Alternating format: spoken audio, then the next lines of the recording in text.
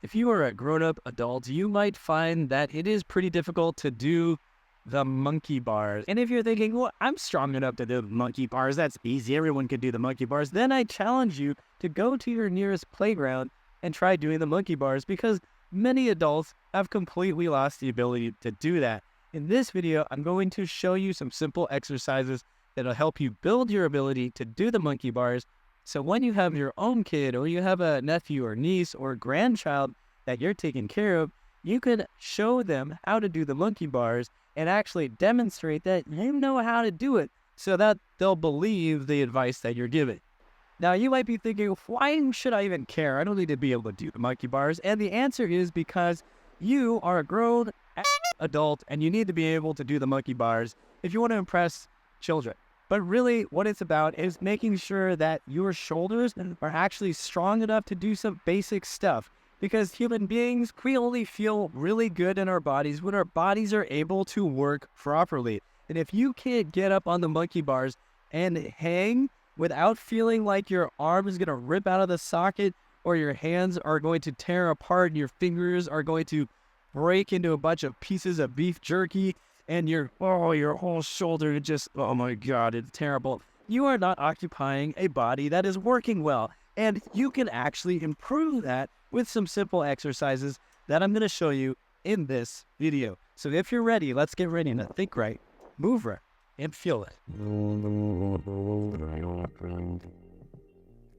First thing you can do is just start hanging with two hands from the monkey bars, with your feet supported by either a step stool or just the sand, because monkey bars at playgrounds are generally kind of short.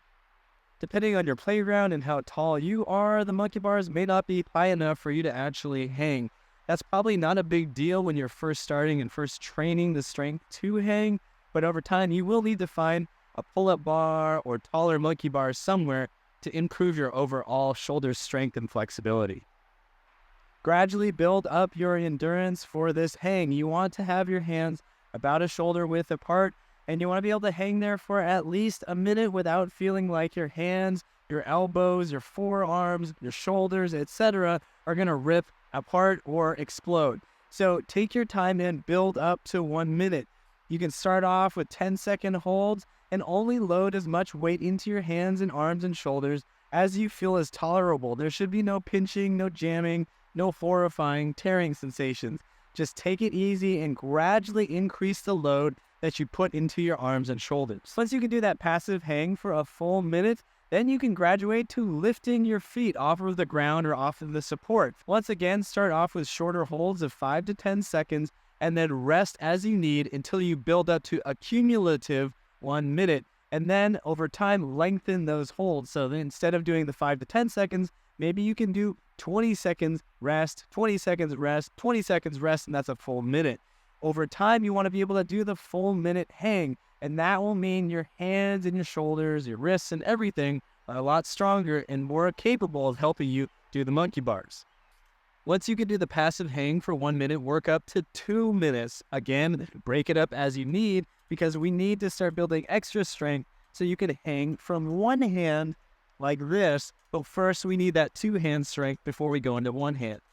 Once you can do the passive hang for 2 minutes, then you can work on one-arm hangs. Just do this with assistance first, work up to a minute on each arm. Break things up the same way we've been doing so that you build up gradually to being able to do 1 minute on each arm alone.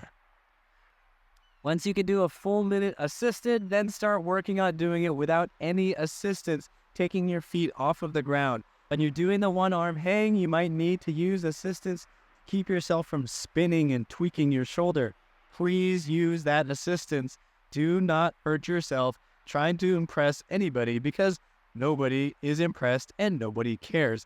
The only one who really cares is you, and you just need to make sure that you keep your body safe so that it continues to get stronger and stronger in the long run.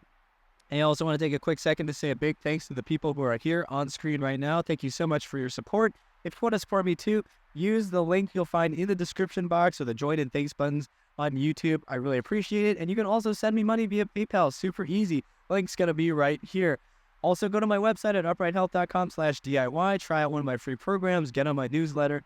And thank you so much for your support. It means I don't have to make silly ads about website builders or VPNs or supplements or whatever. So thank you so much for your support. Subscribe if you hadn't. Now let's get back to it. So another thing you can work on is the active hang. So you just get into the passive hang position and then you fire the muscles below your shoulder blades to pull your body up towards the bar.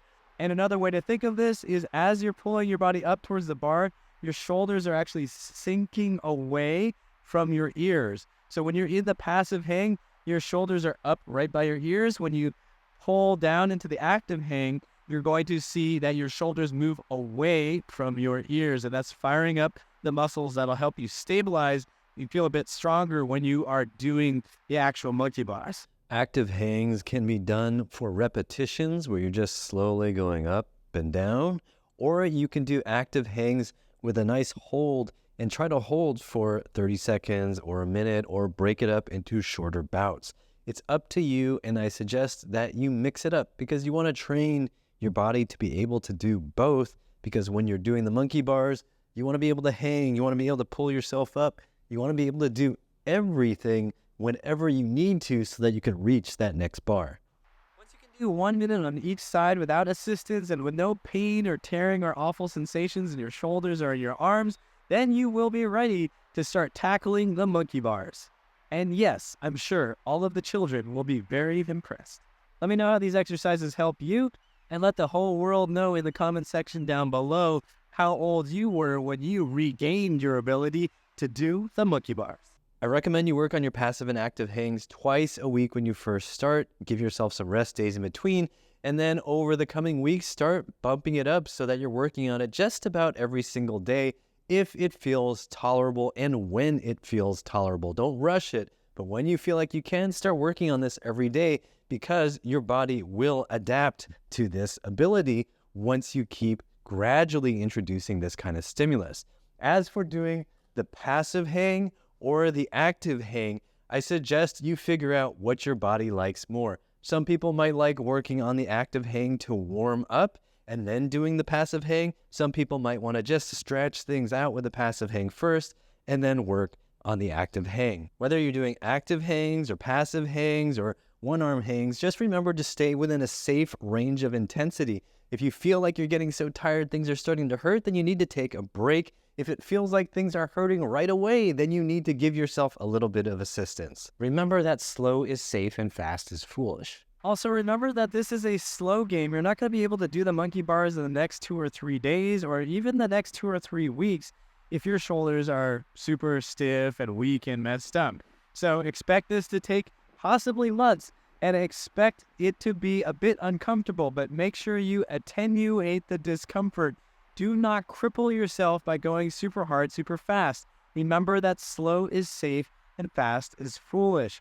Take your time, adjust, enjoy, and explore the angles that feel difficult. Use assistance from whatever you need, whenever you need, so that you feel safe. If you have shoulder pain and you want to rebuild your shoulders at home, go to uprighthealth.com/DIY and check out the Shoulder Fix to help you rebuild your shoulders at home. Like, share, and subscribe with the bell notification on. And as always, I hope you remember that pain sucks, life shouldn't.